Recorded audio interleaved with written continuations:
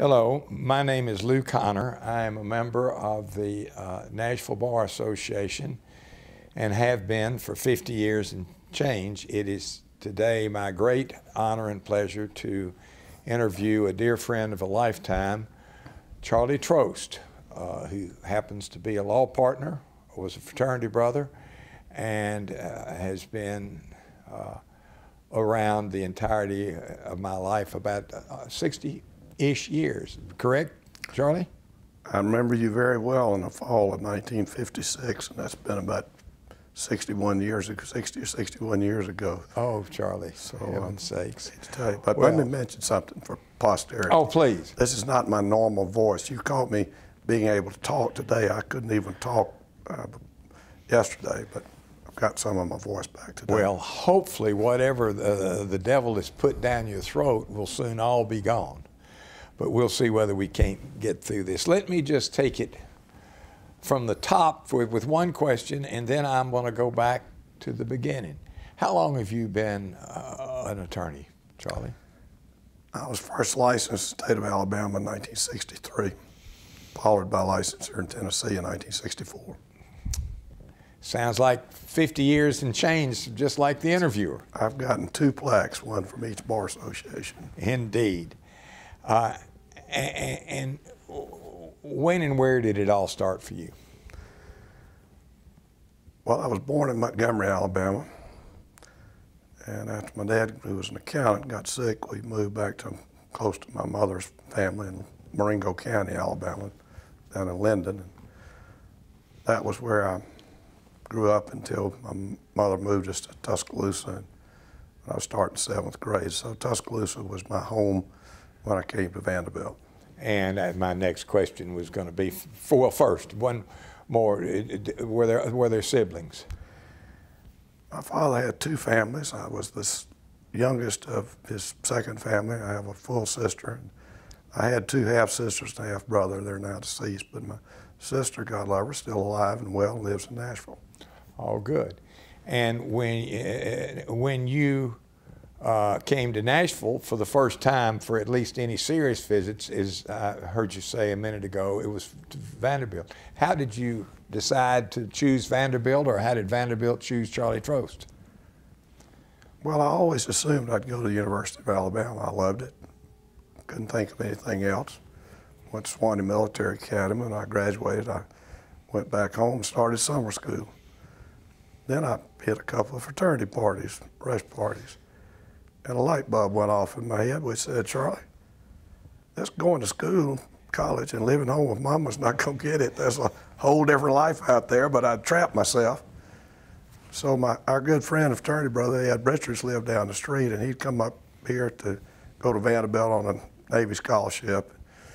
And so he wanted to go see his girlfriend in Louisville, and we cooked up a trip to Nashville so I could apply to Vanderbilt. So we drove past, he double parked at Kirkland.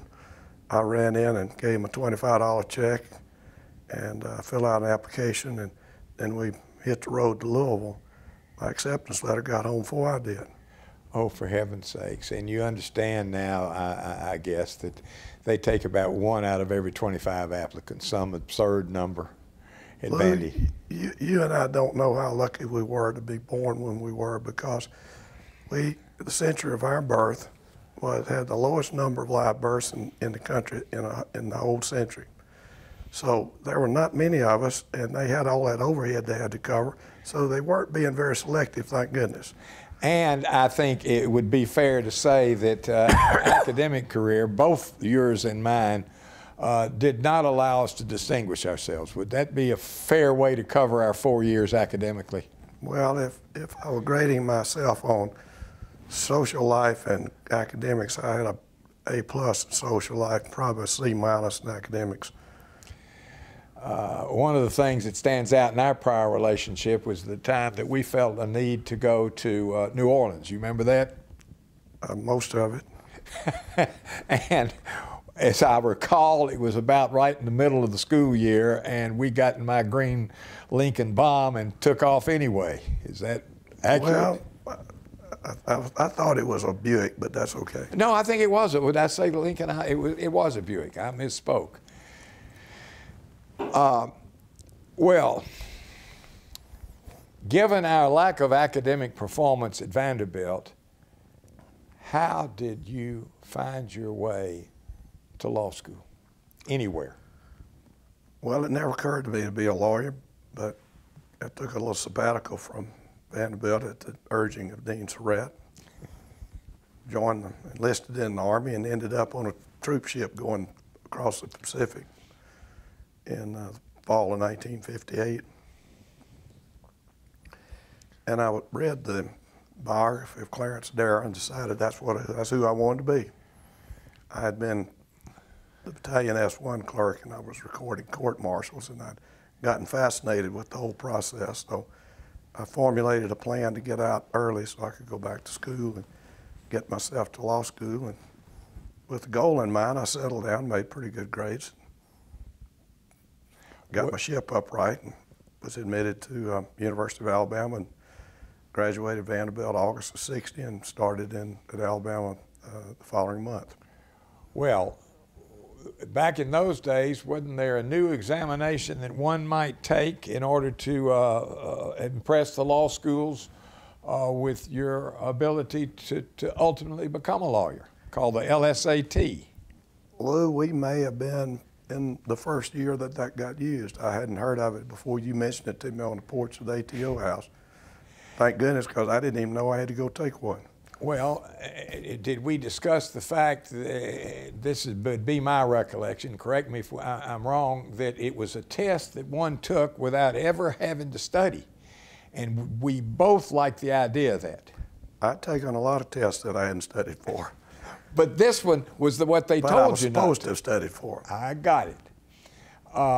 And my spies tell me that somehow or another our papers got swapped, because how did it turn out that on your particular paper, how did you do on that particular LSAT? Well, first thing I remember, we did sit by each other. Well, that's true. Taking over an old Buttrick Hall. I surprised myself. I hit in the 99th percentile. And my recollection is you went from wondering whether you could get in law school to where Harvard and Oxford and places like that would have been thrilled if Charles Trost would have come there based on the LSAT. True or false? Well, that's a rumor. I don't think would have been thrilled after they saw my transcript, but as it were, it never occurred to me again that I would go anywhere but back home to Tuscaloosa at the University of Alabama. I really didn't expect to come back to Tennessee to practice. And in fact, when you graduated from law school at the University of Alabama, what did you then decide to do initially with that new law degree and having passed the Alabama bar? I had added on some more accoutrements. I had a young wife from Nashville by the name of Annie Howell Orr. Yeah. And through the good offices of her father, Robert Orr, I got a job clerking for the chief judge of the federal court in Nashville, Bill Miller, but it didn't start till September, so he needed me to be employed enough that summer, so he prevailed on his good friend Lawrence Dortch to take me on as a summer law clerk at Waller, Lansden, Dortch, and Davis in summer 1963. And that was really your introduction to what we now call Waller, as opposed to Waller, Lansden, Dortch, and Davis. Fair? Yes, and it was second largest firm in town. And how many lawyers then? Well, there were 7, and Bass had 8. And I can tell you who they were. They were Mr. Waller Sr., Mr. Lansden, Mr. Dortch, Mac Davis, Mr. Waller Jr., Billy Waller, and Ken Roberts and Bob McCullough. That was it. That was it. And the only reason they had room for me was that Ken Roberts was out that summer with back surgery, and I got to use his office. The other clerk was Brad Reed, who ended up going to Bass, Berry & Sims. Yeah. I had the unfortunate task of being the managing editor of the Vanderbilt Law Review and trying to train Brad Reed, who was a year behind me.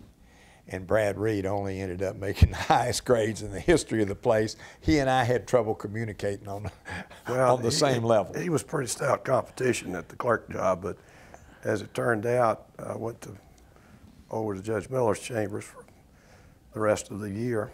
And it was a wonderful experience. He was a great man, great judge. Had some interesting things happen while I was clerking for him. Well, I was going to ask you about that. Give the viewers an idea of, the general clerking experience for a federal judge, kind of the kinds of things you do, and then maybe give them an idea of a couple of experiences that so impressed you about Bill Miller, who, when I came home from the military and practiced before him, was an absolute legend. Well, he was a very stern, severe, scary person almost till you got to know him.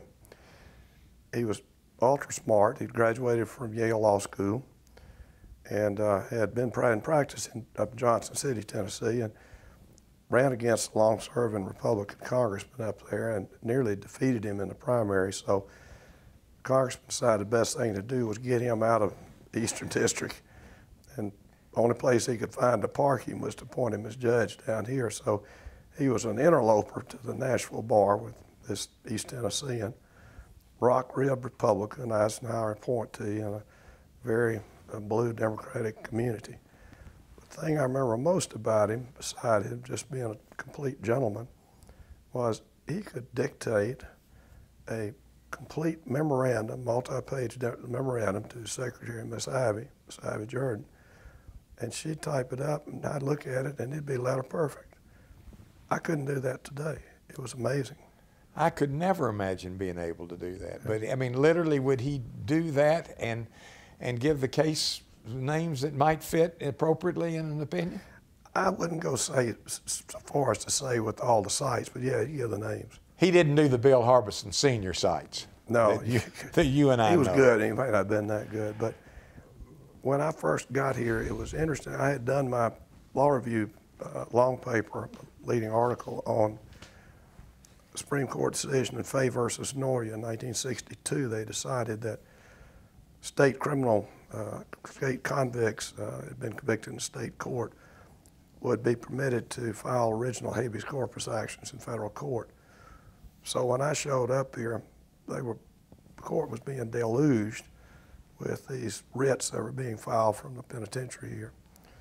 So I became, in effect, the de facto federal habeas corpus judge because either Judge Miller and Judge Gray really wanted to spend much time with them. And so they asked me to review them and give them a synopsis of what it was and a recommendation. And it was pretty interesting because my interest had been in criminal law. And in fact, one day I had in mind that I would try to get a job with a criminal lawyer. And leading lawyer in Nashville at the time was a young former Waller lawyer. He'd gone out on his own by the name of Tommy Osborne. Z. Tommy Osborne. Z. Tommy Osborne. And Tommy Osborne was a very impressive, happy man. And I heard Miss Jordan call him on the phone and said, "Mr. Osborne, Mr. Judge wants to see you. Can you come up here right away?" And so I said to myself, I said, I think I'll just hang around, and when he gets ready to leave, I'll walk down the hall with him to the elevator and I'll try to hit him up for an interview and chance to go interview him for a job. Well, he came in as the happiest man in the world, and he left like a man that looked in his open grave. And I figured it was not be the right timing to say something to him. So at that time, Judge Miller called me in his chambers. He said, "I want you to listen to this." He turned on this wire recording that Robert Vick had made and let me listen to it. He and Judge Gray were there together. And he said, "Now, based on that, I want you to do a memorandum on the court's power of summary disbarment." So that was my introduction to the Hoffa second case. And ultimately, it was that wiretapped interview with Robert Vick, an informant, which caused Tommy Osborne to not only be disbarred when he was, I believe, the president-elect of the Nashville Bar Association, but also to go to prison and ultimately to take his own life. He did. He went to prison. His good friend Mac Davis represented him, I think, for free. And but Mac did all he could, but there was not much could be done, as a matter of fact. And he did time and came back. His wife taught school and kept their little girls in the home that they had. But it got the best of him. He took his own life. I later got to know his daughter, his name I'll recall here in a minute, who taught my daughter at Harpeth Hall School. And there's an after story on that too later on maybe. Okay. Well, let's go back for just a minute. What did you do when your clerkship was over, and why? Well, I had been admitted on a diploma privilege in Alabama, and I took the Tennessee bar in February and passed it. I had decided I did not want to go back to Alabama. George Wallace stood in the schoolhouse door I graduated out of, and the whole situation was not one that was very pleasant. And I'd kind of gotten on the wrong side of that issue, the politically wrong side. So I figured my chances of success would be better up here. Through an intervention of a friend of my wife, the same woman that introduced me to Annie in the first place, introduced me to a man named Robin Courtney who was practicing in Columbia, Tennessee. And Robin had been in practice with his father-in-law, Millard Queener. And one day that spring, Mr. Queener had been out riding his horse on a Sunday afternoon and had a stroke and never worked again. So here Robin was with a very active two-man practice in Columbia and nobody to carry the other half of the load. So he was, I would say, desperate to have somebody that was already licensed and could come practice. So Eleanor put us together, and I liked Robin immediately, and apparently he liked me well enough to offer me a job. So I started work with him on the 1st of July, 1964. And that was an interesting experience because that was Monday, and on Saturday I went to Columbia, we were living in Nashville. And he said, now, Monday morning I'm starting a jury trial here in Columbia, and I've got a motion argument in front of Chancellor Smith up in Franklin that I need you to handle. And it was a case involved a pre-admitted child issue. So he gave me the file, and I came back to Nashville and went out to Vanderbilt Law Library, which they would welcome anybody who wanted to use it. Did my research on pre-admitted child. I'm a pretty good typist, so I typed up a memorandum brief at home, carried it with me, asked directions to the courthouse, asked directions to Chancellor Smith's chambers, got there on time, argued the motion, and went on to Columbia, and I got there about noon. Robin came in and said, well, we got the jury struck, we'll start the case this afternoon. Said, how'd you do? I said, well, he granted the motion. He said, good. He said, wait here a minute, and he walked back to his office and came back with an armload of file folders as big as he could carry and set them on the corner of my desk and said, start with the one that's on top, and when you get done, I've got about this many more for you to look at. So I don't think there's anybody in history of the world that ever hit the ground running as hard and fast as I did practicing law with Robin. And in Columbia, Tennessee, which about that time had how many people roughly? It was less than 20,000, but I'll tell you an interesting thing I remember. Back then, the license plates, except for the first 4 counties, Nashville and Memphis, Chattanooga and Knoxville, starting after that, number 5 on, were based on population. And I don't remember who 5, 6, 7, 8, 9 were, but Murray County was number 9. Really? And I remember that Williamson County was number 17.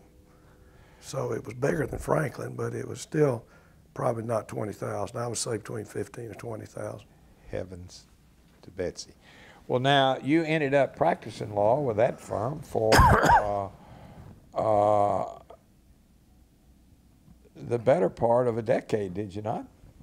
I did. I stayed there. Robin and I practiced for a while. There was about a month in there when Sam Kennedy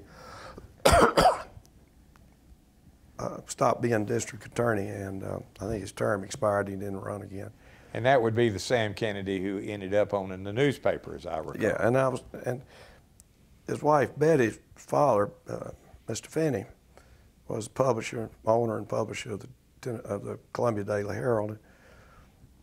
And Sam had been with us about a month, and I remember phone rang and somebody called him and said Mr. Finney had died. He needed to come over immediately, and he never came back to the office.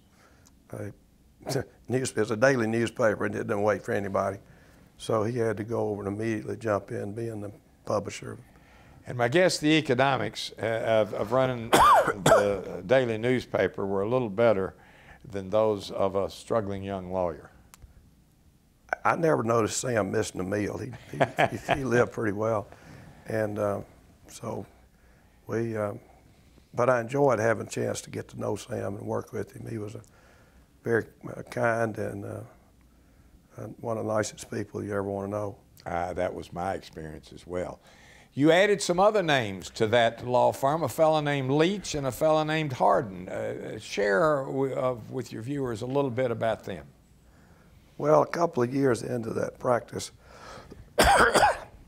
there was a lawyer from Columbia. His name was Arnold Peebles, Jr. And he and Known Bill, to some of us as Peebs. Peeps or Peeps. Yep. And he and Bill had been classmates at University of Tennessee Law School, and Peeps had gotten out a semester early and came back to Columbia, where he took over his father's law practice. His father had just been elected as the district attorney, I guess, taking Sam's place. So that'll kind of give you how the timing. And that was Arnold Peebles Sr. Arnold Sr., and he was a piece of work too. Interesting guy. Was. But Bill came. Hey, we're talking about Bill Leach. Bill Leach came as soon as he could, and Bill had grown up in Charlotte, Tennessee, over in Dixon County, where his dad had been the county judge and then chancellor. And to Bill's credit, he felt like he did not want the appearance of practicing law in front of his dad. And it's kind of hard to practice law in Dixon County without being in front of Chancellor Leach.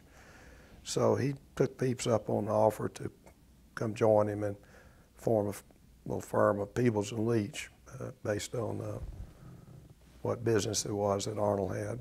And to their credit, they got busy pretty quick. They had a pretty good going firm. And their young friend Tom Harden, whose dad was a sessions judge down in Mount Pleasant, came and joined them.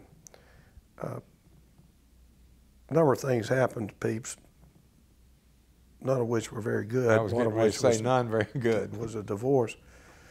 So it was no longer Peebles and Leach, but it became Leach and Harden. So Bill and I were friends, and one day we were talking about how the two firms could get together and make for that time and place, a powerhouse law firm. And there was a young lawyer named Billy Fleming just coming, that'd be Fleming the fifth, who was the fifth lawyer practiced in Columbia. So he had quite a legal pedigree. So he was our associate. So we put the two firms together, and we had a very, very good practice for a while. And my recollection is one who knew a little about what was going on in South Tennessee with you guys. Had a pretty good sized case with Southern Airways, is my memory. Well, it was a predecessor, Southern. Excuse me, tell the story to the viewers. This was actually before Bill and Tom joined us. Robin and I had represented a couple in Nashville, a couple from Columbia, done their estate planning for themselves and their 3 or 4 little children. He was an engineer at the Union Carbide plant, and she was a school teacher. And he'd gotten a transfer to Dayton, Ohio. So they decided they would fly up and leave the children with the babysitter and fly up and look for a house. And very unfortunate air crash between between Cincinnati and Dayton took their lives. And so we handled the estate and also took on the wrongful death action, and ultimately settled it for an amount of money that at the time seemed pretty significant. We had looked at jury verdicts on air crashes around the country, and we were at the very top end of any jury verdicts that had ever been gotten in our settlement. So we felt pretty good about it. It's the first time that we used settlement brochures, and an economist to measure the value of the life and earning stream that was lost. There was an economist named Moore at the University of Tennessee that was beginning to do this. I contacted him and he put together some pretty persuasive evidence. And turned out that this was an accident that could have been avoided. They stretched some things to save a few bucks and ended up killing a plane load of people. So that Lake Central and Allison Division of General Motors did not want this case to go to trial. We were looking at some significant punitive damages if we'd have gotten in front of a jury. But we couldn't, they made us an offer we couldn't refuse. Some say you hit such a home run that sent you into academia. I don't think that's necessarily true, but how did you afford to, after a decade, change horses, so to speak, in midstream? Well, we had had a number of successful plaintiffs' cases, and they got me out of debt and put a little aside. One thing I wanted to mention before we move away from Columbia.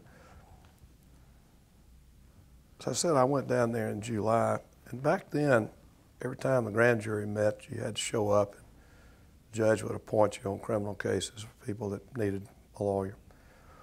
And I think that's a good thing. I think it's a shame that that's still not the case. It's a lost art in many respects. Because it connected young lawyers to the real world litigation. and to the judiciary. And to the judiciary, and to an appreciation for the privilege of practicing law and the price you pay for that privilege, which is to give back to the community. Absolutely. So my first criminal appointment in September was to represent a young man from Williamson County named Milton England, who was charged with murder of a lady who lived out on the edge of Murray, Williamson County by herself, an elderly woman, Miss Octa Fox Wakefield. And it could have been a capital case. In fact, people up in the 1st District of Murray County are they look after their own, let's put it that way. I wasn't absolutely sure we weren't going to have a lynching before they got a chance to strap him down. It was that bad a situation. But, and they really all thought he was the one. Well, the evidence was pretty clear what happened, because they had a 15-year-old boy that was with them, and he gave them all the details of who did what and how they cased the place. But we got a settlement plea of guilty for 50 years. And the other choices might have been his nick. Could have been. The other young man that was with him got 30, and the woman that was with him, they recommended 10 for her, but the judge sent it out to a jury, and the jury came back and recommended 5 for her. But no good came. And the sentencing order ink wasn't dry before the habeas corpus petition, the inadequate counsel petition came down, which the judge dealt with pretty quickly. But somewhere along the line, they got a ride to Williamson County to testify, maybe in somebody else's case. And as I heard the story, they spent the night in the Williamson County jail and testified, and were being driven back to Nashville the next day with a corrections officer. And England produced a pistol out of nowhere and fired it directly at the back of the guard's head. It had one of these mesh wire things between the seats. Right. And the bullet hit one of those wires and split right down the middle, and one piece went by his right ear and one by his left ear and blew the windshield out and didn't touch him. So the guard got his pistol out and put it through the thing, went kaboom right in England's face. So much for him. My client, meanwhile, was desperately trying to make a tunnel underneath the seat to get out of the range of fire for the next, what he thought would be the next shot. But he got back to the penitentiary and within a month was dead out in the yard with a knife in his back. Oh, for heaven's sakes. So anyway, that was my introduction to the criminal bar. I tried a lot of murder cases, and the one that I think, in retrospect, is most significant, and Bill and I did this together, there were 3 young teenage black boys that did something that they ought not to have done. They got involved with a young married white woman, had sex with her in a situation where she ended up cried rape. So we defended them in Murray County in 1968 in front of a jury. And our defense was consent. So first thing we had to do was to figure out if we had any witnesses. Or was it just going to be their story against hers? Which didn't make them the favorite. Not then and not there. But they said that there was a black Air Force sergeant who was coming out of the same beer joint that all this started at about the time they had walked around the corner of the building with her and gotten in the car. And he could testify that she went with them willingly and was laughing. And so I said, "Where is he now?" And they said, "Vietnam." So I said, "Get me a serial number." And I was sitting in my office thinking, now where am I going with this? So I called the information operator in Washington, D.C., and I asked for the Pentagon information. When I got her, I asked for the Air Force JAG office. When I got somebody there, I asked for an officer on duty handling civil summons. So this young captain, JAG officer, answered the phone. As soon as the words came out of my mouth, I'm a lawyer in Columbia, Tennessee, I need some help. He said, "Well, you're in luck. I'm in some town in East Tennessee, Marshtown, I think, and I'm a graduate of the University of Tennessee Law School. How can I help you?" Oh, my. So he asked for the name and service number, and he said, "Give me about 5 minutes, I'll call you back." And 5 minutes later, he called and said he was stationed with an air wing at Da Nang, and that his time for rotation back to the States was such a date. By then, it was about 9 months out. He said, "Now, I can order him to come back now if you have to have him.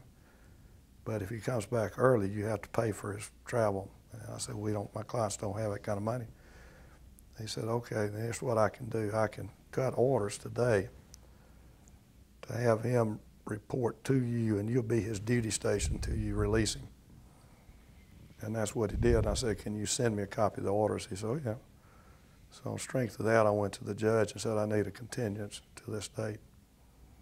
And I got the continuance, and he came in. He looked like one of the finest Air Force sergeants you ever saw, medals and ribbons up, and he just told it like he saw it.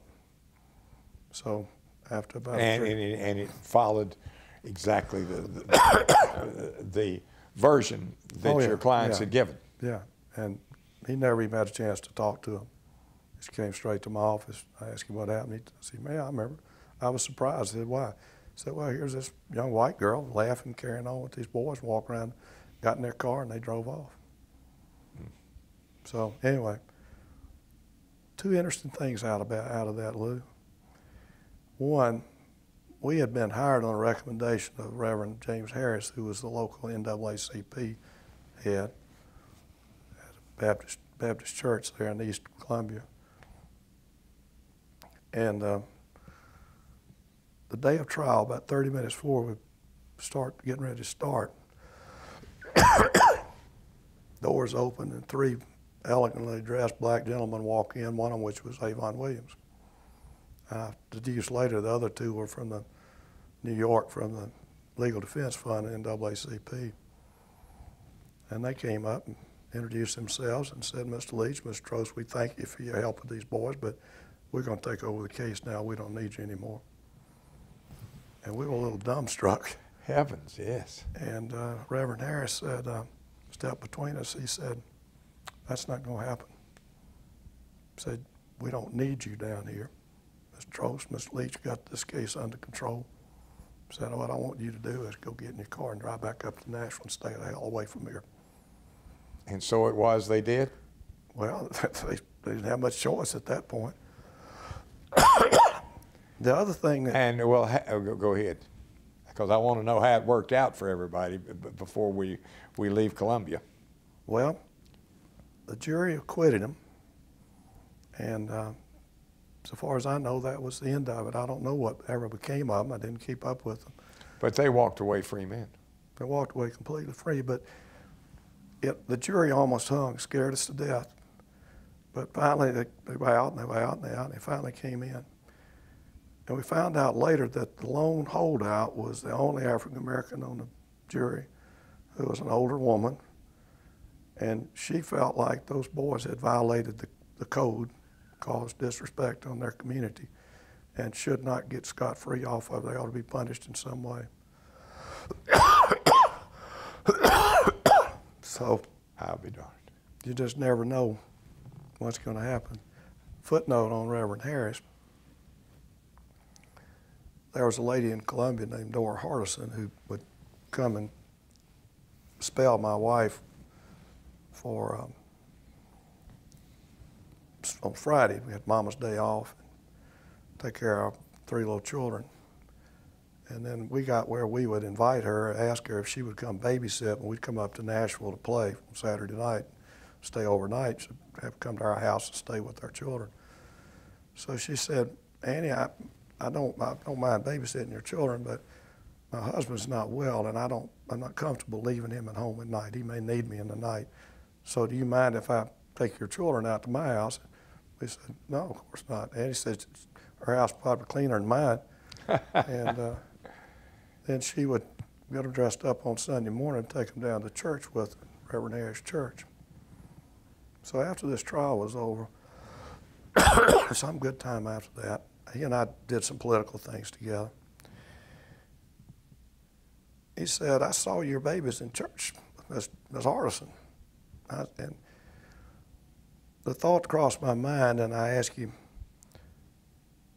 well, Reverend Harris, is that okay? And I was having in mind that if 3 little black children were sitting on the front row of St. Peter's Episcopal Church in Columbia, that might not be okay with some people. And I wanted to be sure it wouldn't make people in his congregation feel uncomfortable. This is since the 1960s now. Oh, I understand. The world was different. And you weren't very far from the Alabama state line. No.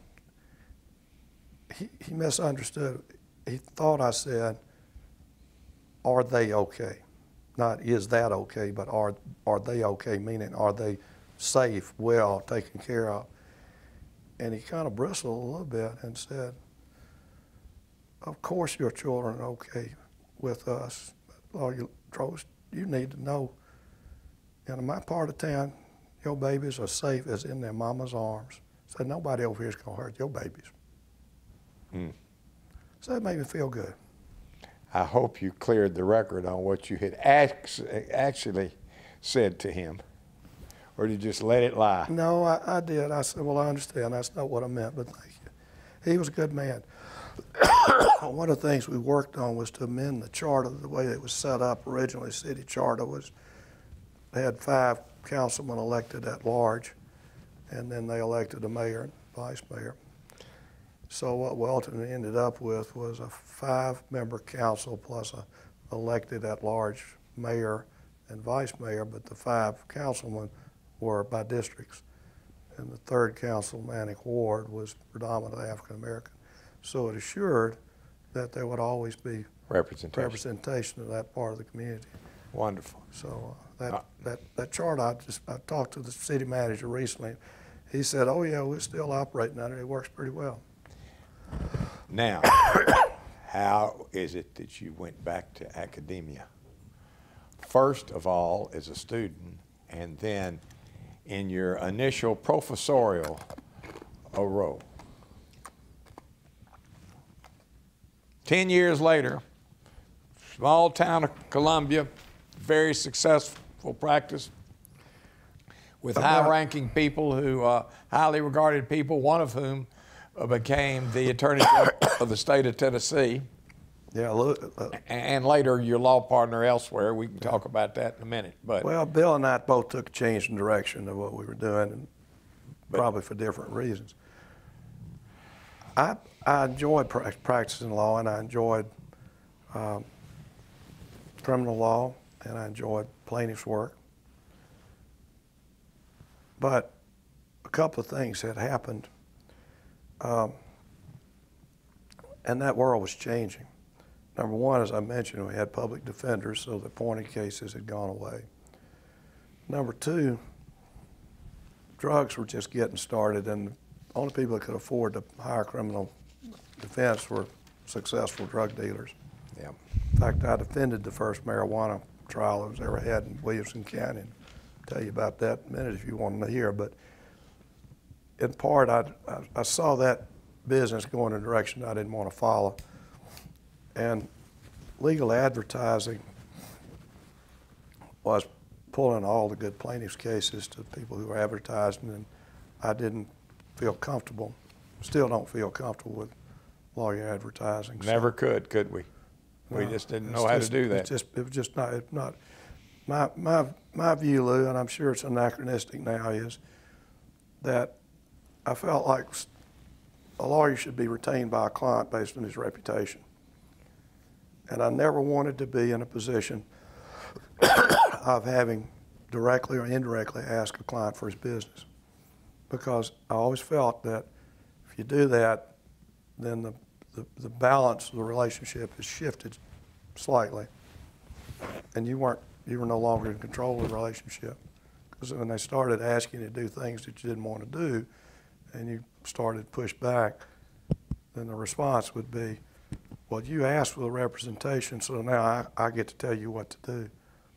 But by doing it my way, there are lots of times I was able to simply say, no, we're not going to do it that way. It's not the right way, and I'm not doing that. Well, your way happened to have been that way for the 54 years, more or less, that I've been at it. Never could ask anybody for their business, with or without advertising. That's the way we came into the world of practicing law. Well, and we were lucky because if you read Malcolm Gladwell's book, The Outliers, you'll see how important your cohorts are, and the fact that we were in a very small coterie of lawyers coming along through the pipeline. There wasn't a lot of competition out there. If you did a good job and you got a good reputation for winning cases and doing the right thing, business came, and we've never had to. We've always been busy and had good work. Now back to the professorial part of you, because we're going to see a lot of it. There's nothing further.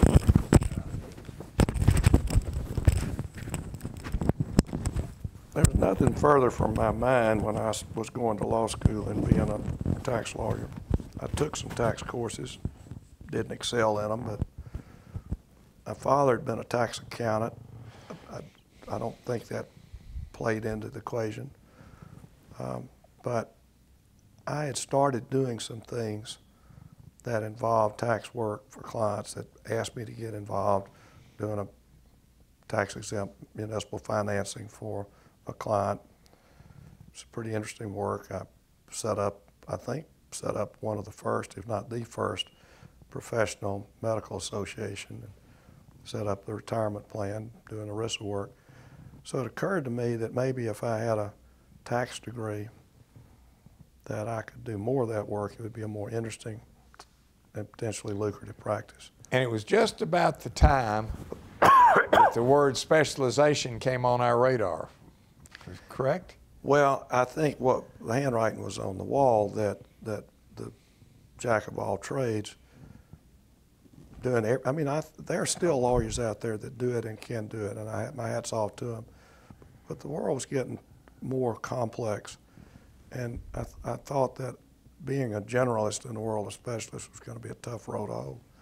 So I knew something about NYU. I had a good friend from Alabama that went up there right out of law school. And in fact, when I graduated, Annie and I went to Cape Cod for a delayed honeymoon, and stopped off in New York and went to see Bob and his wife Freda. Somebody told me in the summer of 1963 that 10 years later I'd be enrolling and living in that same dorm I'd have told you they were smoking dope. It just wasn't any way it was going to happen. But that's exactly what happened. I applied to NYU and got accepted. And when you completed your work on your master's in taxation, how did that take you back to Tuscaloosa, Alabama? Joe Henry had asked me to chair the Tennessee Law Revision Commission, and we had a young man named Grayford Gray. And that was when Joe Henry was, when he was Chief Justice. Chief Justice of the Tennessee Supreme Court. And we had a young man named Grayford Gray who was our executive director. He left to go on the faculty at UT Knoxville. And there was a new dean came on the scene named Penninger, Ken Penninger, and he, apparently Grayford had told him that he knew a lawyer who had some academic interest in the law and might be interested in changing a career and going into law teaching. So he and I had talked, and I'd said, well, let me get through NYU first, and then we can talk later. And he came to New York on some business, and when I'd had lunch or dinner, and he re-offered the situation. So I said, well, I've never taught a class, and I don't know whether I'm being good at it. I like it. And he said, well, let me put you down to teach state and gift tax during summer session in Knoxville, and you can commute, and you can stay with Grayford and his family. And so I did, and I found out I had a facility for it. I thought I did and was comfortable doing it. So he made me an offer, and I called my old friend and mentor at Tuscaloosa, Tom Jones, who had been one of my professors and had been an interim dean, although he was not then the dean. And I said, Tom, I've been asked to take a teaching job at UT Law School. What do you think about that? Really having in mind, I wanted him to tell me what the reputation of UT Law School was. Right. And I was surprised when he said, I think that's a bad idea. And I said, why, Tom? He said, because you don't need to be there. You need to be down here. I said, well, I don't have an offer. He said, well, come down here Monday and we'll fix that. And so it was. So I went to Tuscaloosa and met the dean. He made me an offer, and I moved. We moved from Columbia to Tuscaloosa, and it was a tense time. We had just remodeled the house to exactly what Annie wanted for her forever house. And how old were the children? 73. They would have been 3, 6, 8. And very young. They were young, and I remember when we were at a party when the real estate agent came by with the contract to sell our house. Annie went to sign it, and a big old tear fell right in the middle of her signature. Oh my! But it was the right thing. My mother still was living in Tuscaloosa. Her mother had married a friend of my mother's, a widower, and retired university professor. So we had both grandmothers were there. In retrospect, if I'd have turned down Alabama and gone to UT, I'd have been disinherited or worse. So it was a good 7-year experience. And were you as invigorated seeing those young faces and brilliant minds, and did they keep you as sharp to try to stay up with them, as I'm guessing was the case? Well, yeah, Alabama's a really good law school, and it's really it smart people. One of my first students that I've kept up with over the years was a Rhodes Scholar, and some of the best tax lawyers I ever encountered. In fact, one of them became my partner. Joe Sowell was in my class from Bruton, Alabama, and went to Florida to tax school. And as soon as I could get my hands on him, get him up here, I brought him. I told people here. And here being at Waller. Yeah, which we'll get to in a minute. Yeah. And you had another student. Had Woody Woodruff. He was but you had a third who never practiced law with you, or for that matter with me, who had become famous in his own right, who met a tragic death with another famous fellow named Robert Fraley. So, well, you're right. In fact, Robert and I actually practiced law together briefly. I don't know if you was that with Fred, your time with Fred Thompson? Yeah. Why don't you run to that quickly, and then we'll get to the 30 years of Waller. After 7 years at Alabama, I'd been promoted to full professor and given tenure. And as a reward for that, you're given a sabbatical, which means you can be gone for a year at no pay or a semester at half pay. And I had been in Nashville at Christmas at a party with an old friend, George Crawford. We were talking about what I was going to do. And I said, I don't know, I may go teach in Australia or something. And he said, oh, why don't you just come to Nashville and practice law with me and Fred, Fred being Fred Thompson. And I said, well, that's intriguing. And he said, let me talk to Fred. So they made me an offer to come up here and be a partner in Thompson and Crawford. And they had already hired Robert Fraley on my recommendation as a young tax lawyer. So he actually preceded you to Crawford and Thompson. Yeah, he'd gone. And there was another young lawyer, Richmond Flowers. Pretty good running back, as I call. Pretty good running back, a state champion high hurdler. His father had been the Attorney General of Alabama and gotten some problems, some trouble. And so Bear Bryant said to him, you don't need to play for Alabama with the stigma you've got. So I'll get you on at University of Tennessee, which they were happy to get him. And then when you want to come back to Alabama, I'll be sure you can go to law school, which he did. And so he was there too, but he ended up going into securities business. But Fred and I went back to his first year practicing law in Lawrenceburg, which is where he grew up.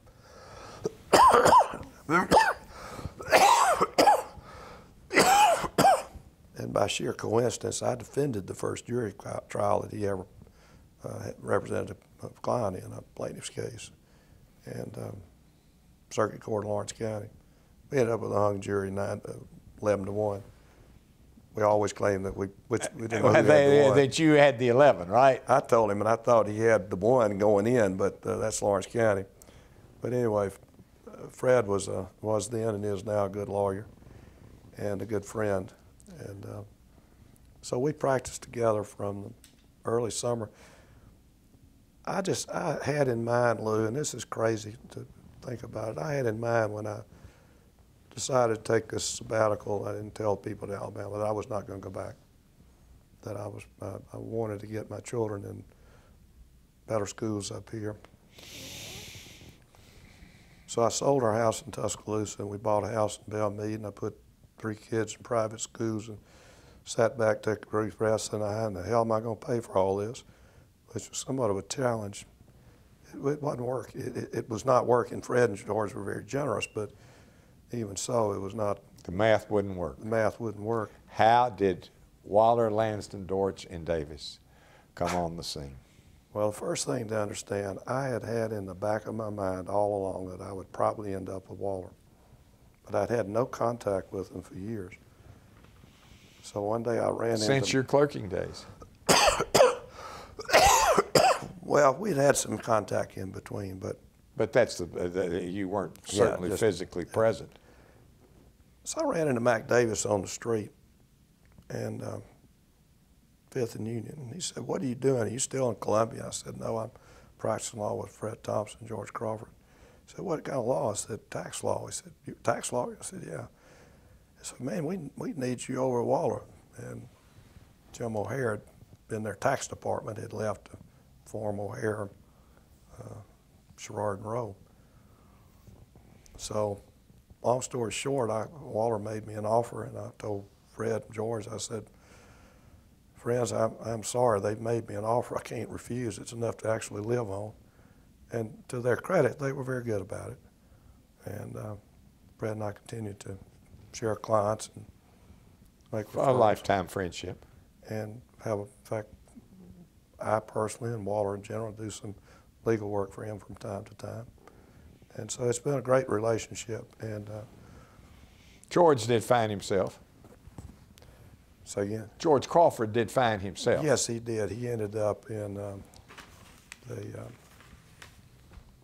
firm with Jack Robinson, actually being the managing partner of that firm, Gullett Firm, and Yes. has done really well. And George is a friend too. We did have one little trip down Tuscaloosa.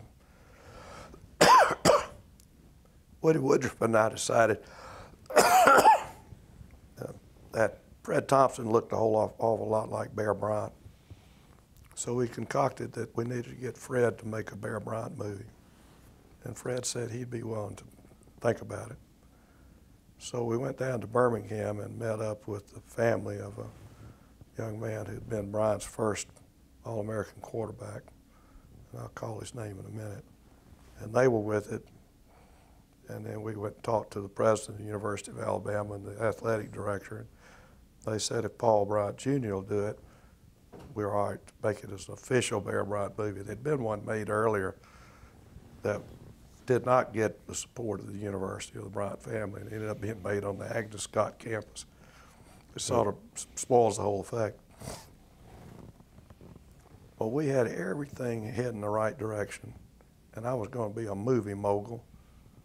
I don't know what my role was going to be. I might even have had a part in the movie. I wasn't sure. Oh, and then Fred walked in, God bless him, and said, I can't make the movie.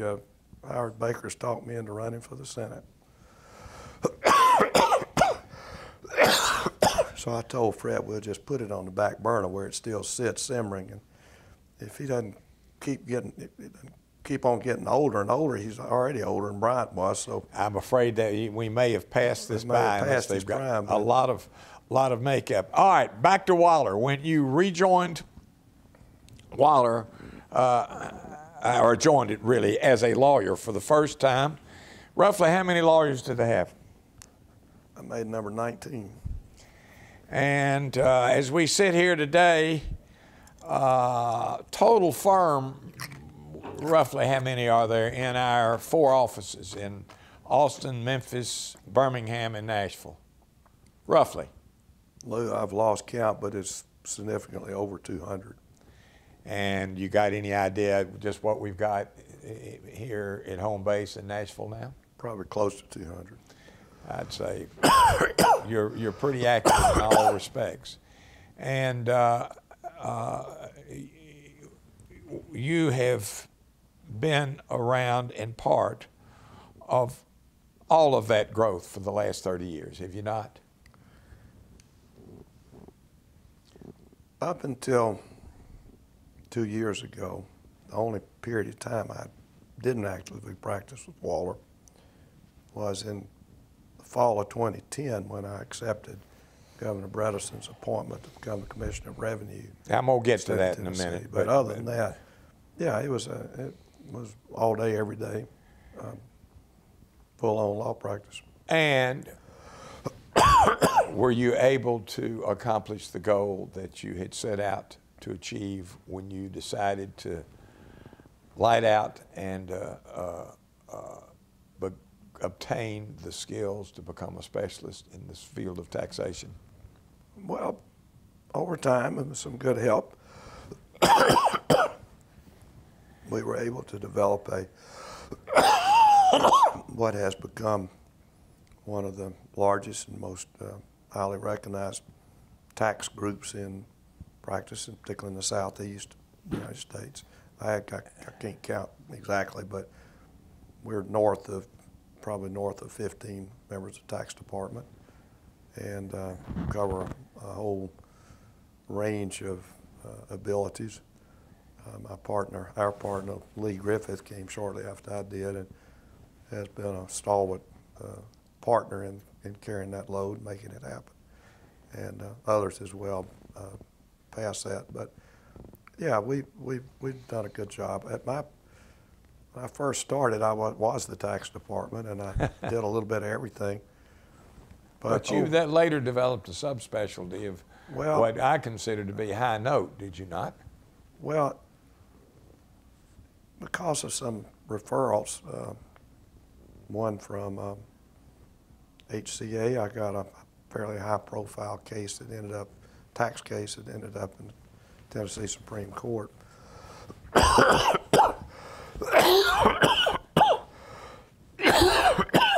Got a favorable result for HCA, and then Was some this a others followed. state tax matter? State, yes. These As were opposed state. to a federal tax matter? Right. I never did do a lot of federal tax litigation. I'm not sure why, but about the time I was starting, the number of litigated cases in this district fell off significantly, and actually the tax court stopped meeting here. So over time we had some, but over time that practice pretty much went away. But I had filled my plate pretty well with state tax cases. In 86 Tax Reform Act, before that, we did a lot of tax shelter work that required lots of lawyer time, hands-on tax time. But the way that act came out, it completely decimated that practice. In That fact, would have been Reagan and Rostenkowski. It was, but it was in large measure the demise of your old firm. Oh, Dearborn and Ewing was devastated by it, and very few of the real estate developers who were then prominent, active, excellent citizens were able to survive it. Precious few. Yeah, it was in my view, it was a terrible piece of legislation. Oh, awful. And so anyway, Lee and Joe Sowell, who was in with us, kind of looked at each other and said, well, we've each got strengths, and mine's in state and local tax litigation, and Joe's was in partnership, and Lee's was in corporate. I said, why don't we just divide up that way? And so I just said, I'm going to focus my practice as much as I can on state and local tax. And started writing articles and speaking taking speaking engagements, getting myself known in a fairly small community. And somewhere along the line, I, with some others, including Mike Yopp, our partner here, started what's known as a Paul Hartman State and Local Tax Forum. And we bring in speakers for 2 days, make contacts literally all over the country. And there was a professor at Vanderbilt named Paul Hartman who wrote a book called Federal Limitations on State and Local Taxation. Paul Hartman taught me contracts. Paul Hartman was a legend. Make a noise like a lawyer. And I never had the privilege of practicing with him. Oh, he was wonderful. Lee Griffith was a protege of his. Yes. So when Paul died, his book came out in '87, died in '92. He had annual supplements that were being published, which basically just take the U.S. Supreme Court cases that involve state tax. You update based on this new law. So I just cold called Lawyers Co-op, which was the publisher at the time, and asked if they would mind if I took up the supplementation. They said they'd be happy. So since then, I've been the annual supplementer of what was then Hartman. And somewhere along the line, they asked when the supplement got bigger than the first volume, they asked me if I would edit the second volume. And you have not limited your extra law firm professionalism to that work. Tell your viewers about your work with the National Conference of Commissioners on Uniform State Laws. And if you'd like, on the ULC committee to redraft the Uniform Division of Income for Tax Purposes Act. Lou, one of the best things that's ever happened to me practicing law, besides getting to come to Waller, was one day our friend Justin Wilson, who had gone to be deputy governor to Governor Sundquist, called me and said there was a vacancy on the Uniform Law Commission. Would I like to be appointed? And I said I sure would. I think that'd be great. And he said, well, Governor Sundquist is willing to appoint you. We want to know two things. He want to know if you're a Republican. Well, I'm not deep into perjury, so what I said was, well, tell him that I voted for him and for Fred Thompson. Is that good enough? And he said, that's good enough. So I got the appointment in 1997, went to the first conference in Sacramento, and I've been active in it ever since. I'm going to my 19th conference in Williamsburg this summer. I've been on the executive committee as a member for 3 years, followed by 8 years as the elected treasurer, which puts me ex officio. So for most of the time I've been a member, I've also been in the leadership. And that's been an absolutely great experience. I've got a project right now where I've taken on being the reporter for the revision of the Unclaimed Property, Uniform Unclaimed Property Act. In fact, I just had a meeting this Friday of some people from around the country came in here, and we had a session to talk about trying to resolve some issues between the administrators and the securities industry. So it affords me an opportunity to do things that I like to do, which is public service and to be involved in the drafting of legislation and the policy behind it. Which leads me into my next question. There was a time when you left me, having returned the prodigal for my second trip at Waller, and for which you were responsible for my first, the record should reflect. You left me and the rest of your partners to take a sabbatical, but it was a working sabbatical, and why did you do that? Circa 2010. Governor Bredesen was elected first term. But he was a Democrat. He and Sundquist was a Republican who put you on the Uniform Commission. Lou, by ducking and dodging and never directly answering the question of what my political affiliation is, I can be like a chameleon. And Governor Bredesen asked me to be on his transition team, and I was involved with trying to help him pick people to be in his cabinet. And part of my portfolio was the Revenue Department. And in the process of that, my name surfaced, and he and I had a long talk about the possibility of my serving in that capacity in his first administration. And I reluctantly had to tell him I just couldn't figure out how to do it. I had probably at the time actively maybe 50 or more cases pending before the department, most of whom had come directly to me for what they perceived as my expertise. And I just couldn't in good conscience turn those clients loose to somebody else and stop midstream. And all the conflict problems.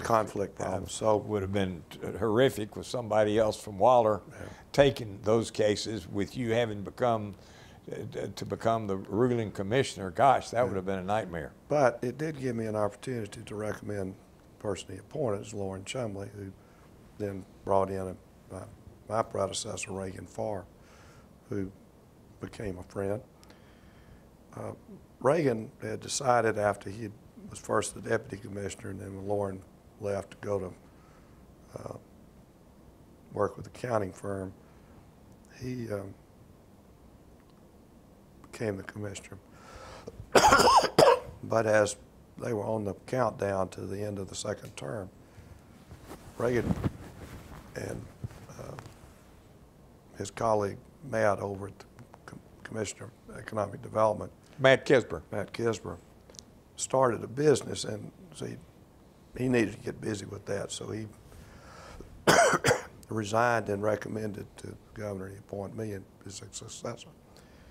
So Annie and I had taken a vacation trip to Scotland and ultimately on down to Germany and Italy. And I was sitting in the airport in Atlanta waiting to catch the plane back home, coming back from that trip.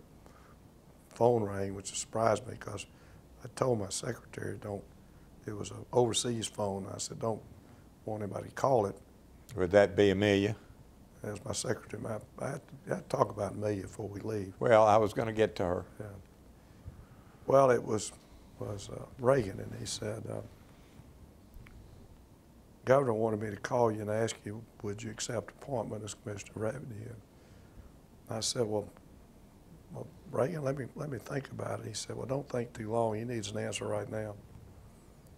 So I said, well, let me talk to my wife anyway. He said, okay. So I ran over the phone and asked Annie, and she said, well, why not? That's what you always wanted to do anyway. And by then I had enough help in the tax department at Waller that I had some good young lawyers that I felt comfortable turning my book of business over to. So I said, tell him I'd be honored. And so that followed up with my being sworn in September of 2010, which was the last 4 months of his administration. So I was only over there a relatively short time, but it was a very interesting experience, I'll say that. And you learned a lot by seeing it from the entirely different side of the fence, did you not? Oh, yeah. Oh, yeah. I learned lots of things. One of the good things that came out of that was I made some really good friends. I may have made a few enemies too, but that's a different story. The friends I made more than balanced out the enemies. One of whom is a fellow named Ben Purser, who was a retired special agent that was sort of between gigs, and our mutual friend. Special agent for the FBI.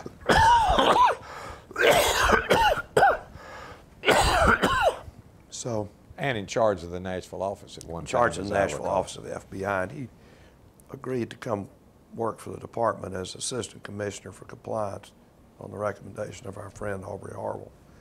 And so he's become a good friend. The director of special investigations, David Renke, and I play golf together. He's a good guy. I got to know David Gergano, who's now the deputy commissioner, and the now legal counsel is a woman named Kristen Husett, who's just an amazing lawyer. And so I have a good relationship. The commissioner who came in to take my place is Richard Roberts. I've kind of become friends. In fact, we had lunch this Saturday together. One of the things that I knew I wasn't going to stay long, I didn't have and would have liked to have had something to help me understand the department and I'd catch it on the fly. So one of the projects I started almost immediately was to have the department heads put together a commissioner's manual, segmented by what they basically said who's who and what they did. And so the next commissioner wouldn't have the learning curve. Right.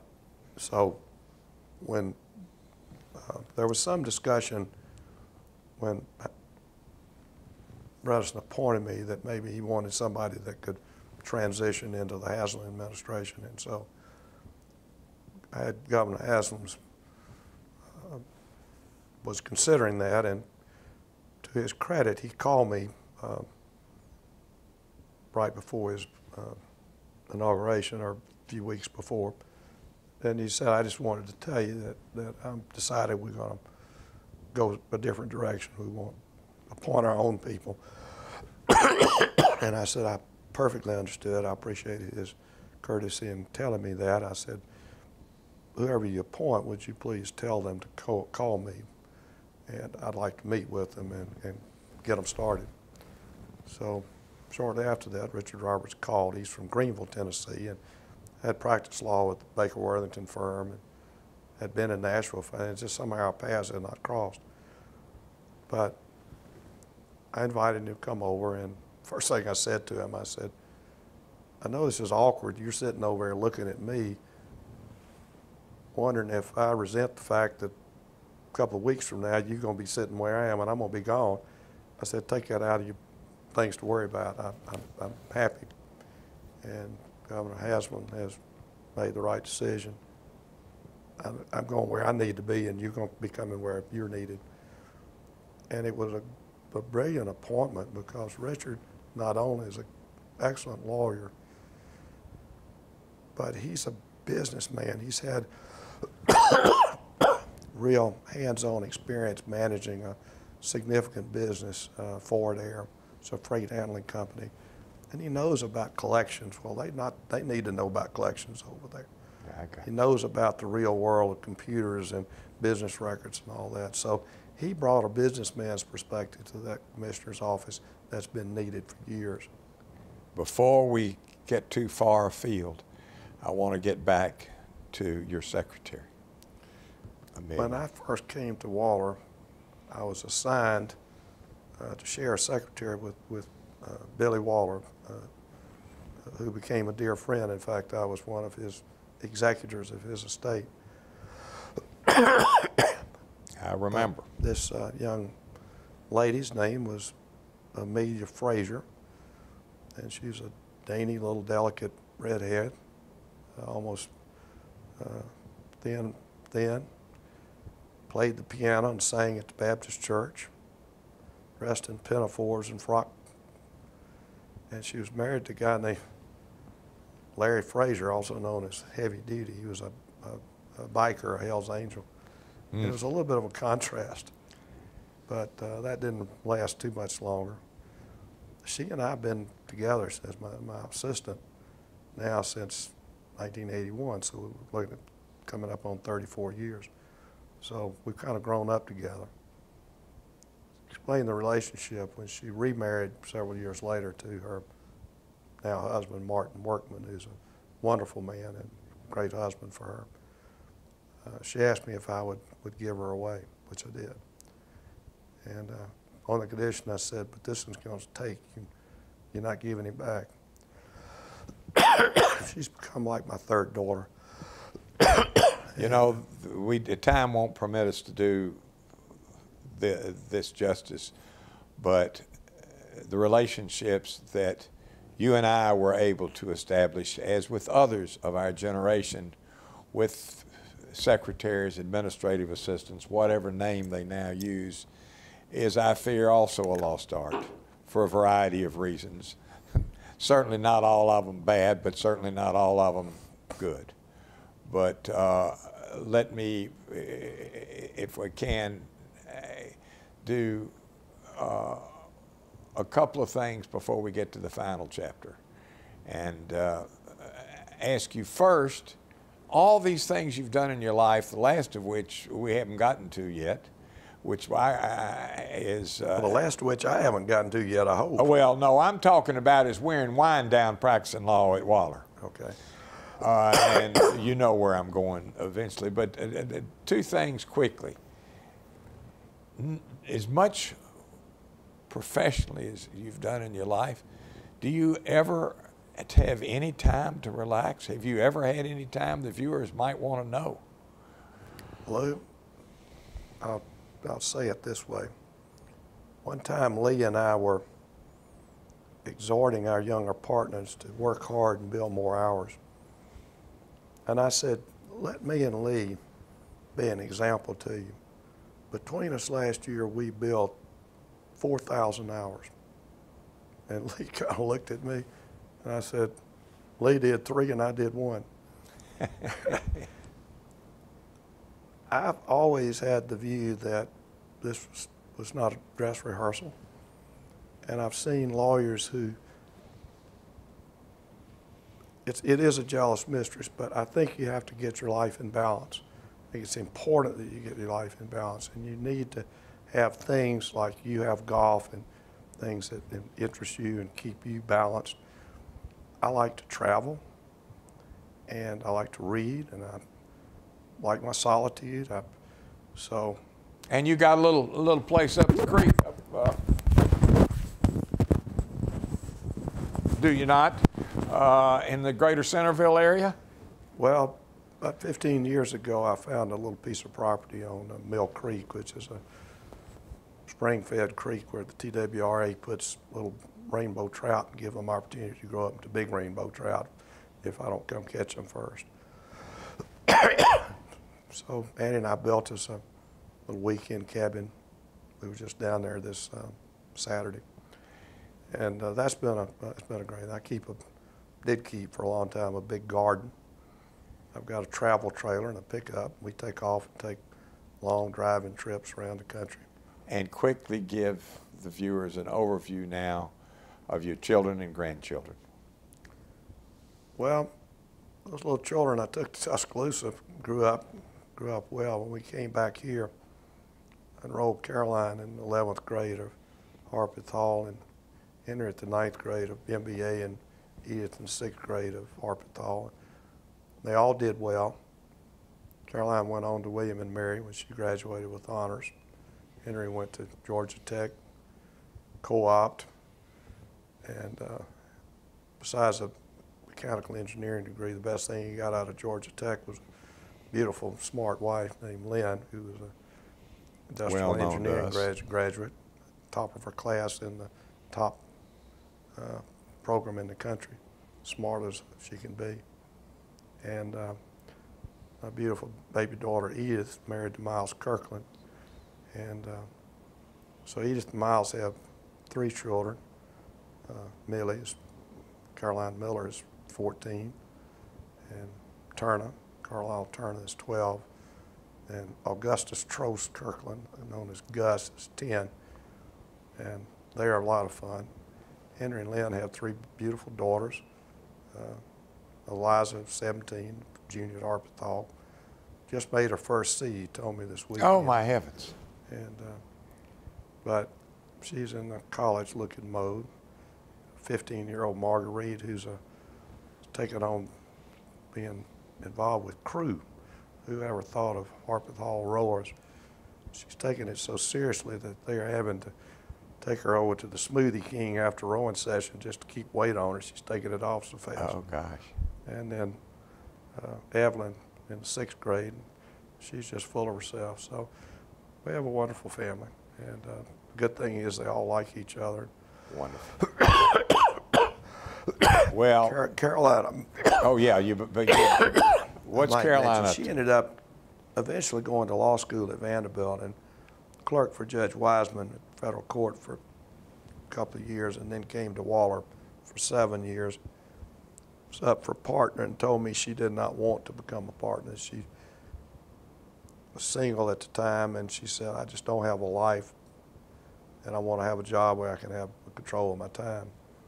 So she had talked to Wiseman about going back as a permanent law clerk, which she did. And when he finally took final senior status, she morphed over working for your former son-in-law, the chief judge, is Kevin Sharp. Kevin Sharp, as a permanent law clerk. She's one of the multitude of applicants for the magistrate's job. After many years of single life, she met a nice-looking guy at a garden center and took him home and married him. Wonderful. It was Joe Wiley.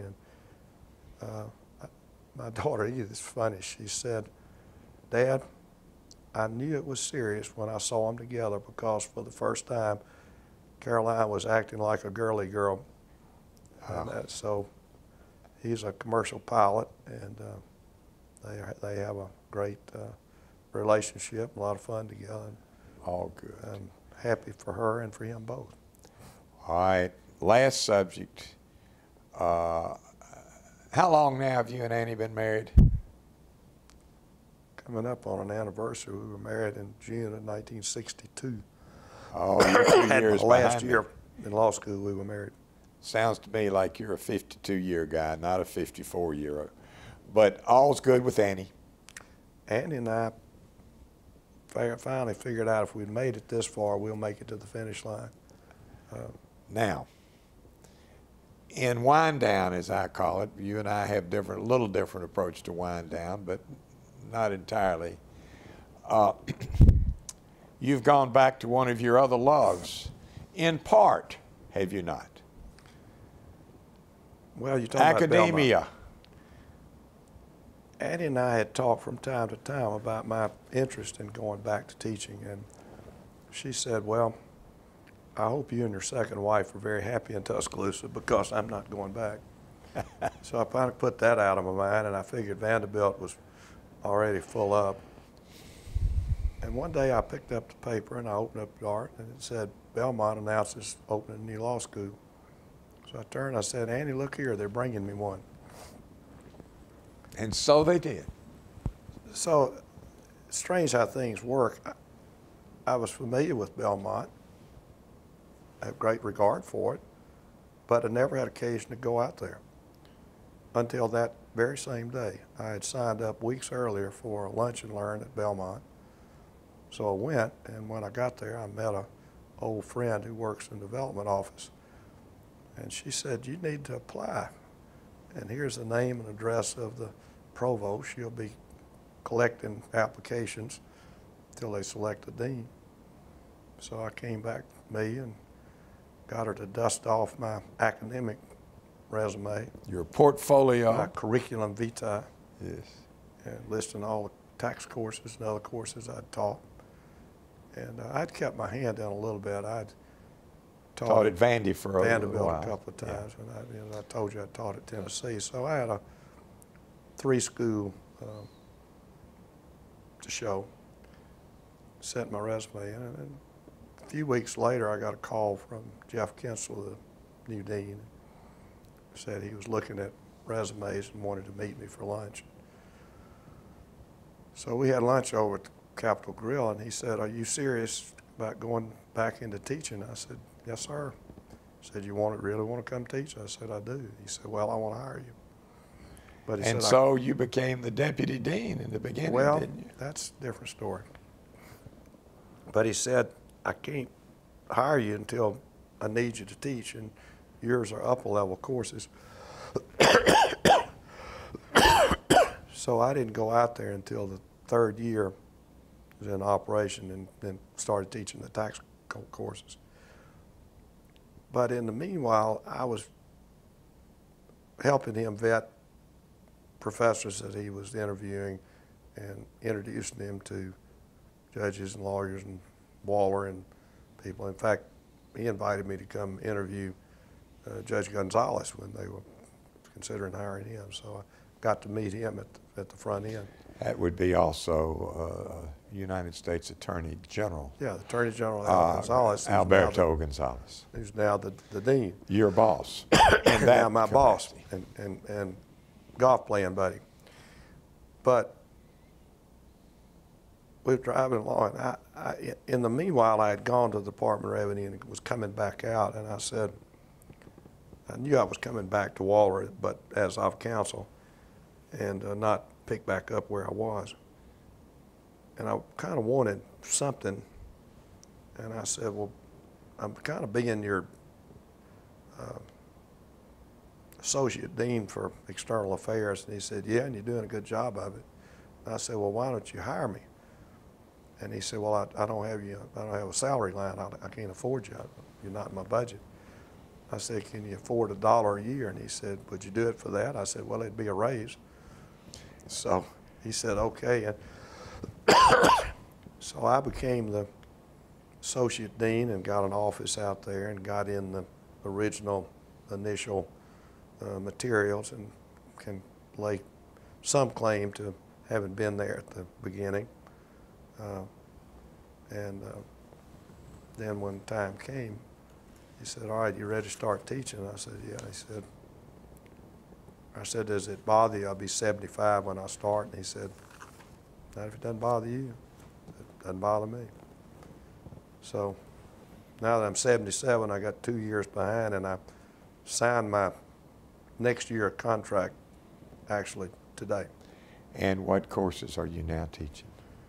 This semester I have estate and gift tax, and a course that I got handed when there was a vacancy showed up. Professor resigned, and there was nobody to teach it, needed to be taught, called International Business Transactions.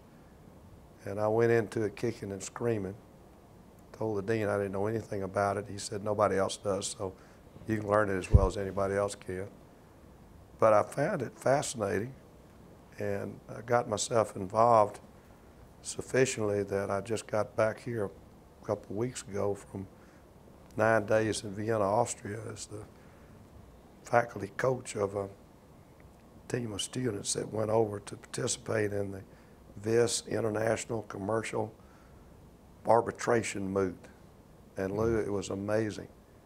They had 297 law schools from 73 countries represented. Heavens. And it was unbelievable seeing all these really bright, nice young law students, literally from all over the world, competing and getting along and socializing together. We see all the bad things in the news, all the people that are enemies and hate each other and shoot each other. Let me tell you what they had. They had Ukrainians, Belarus, Russians, Georgians, Kazakhs in the Middle East, Israel, Palestine. Who knew Palestine had a law school? Iraq, Iran, Bahrain, Egypt, Tunisia. It's just amazing what's out there in this world. And you've seen a bunch of it in your 54 years since you got a law license. Looking back on it, what would you tell the next generation of wannabe Charlie Trost about how the last 54 have been? Lou, Briefly. I don't think it ever does any good to think about what might have been. I've always said and meant everybody's got to live somewhere and do something to make a living and be married to somebody. And I think I made pretty good choices on all three of those essentials. I can't imagine being married to anybody but Annie. I couldn't imagine living anywhere but Nashville. And I couldn't imagine doing anything but being involved in the law, either as a practitioner or as a law professor.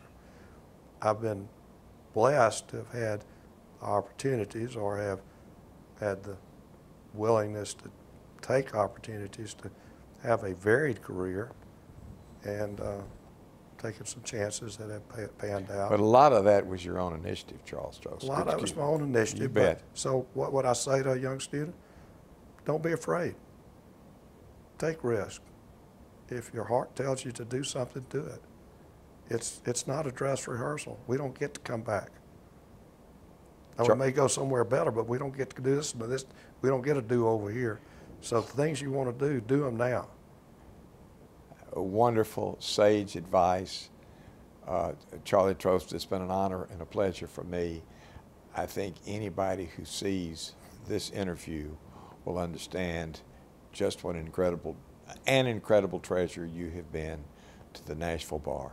Thank you very much. Well, Lou, before we leave, let me say that a good part of my life, you've been an important part of it. It's been my privilege to be your fraternity brother and your law partner for more than half a century. And you and I are going to get our grandsons and go to Sulphurdale and watch us a ball game and drink some Pabst Blue Ribbon beer like we used to, right? Amen, brother. And right back at you in all respects. You were the reason I came to Waller Time 1, and you were a big part of my return to Waller Time 2. And I wish I hadn't left for the whatever time I went wandering off in the abyss. Thank you, Lou. Thank you, Charlie.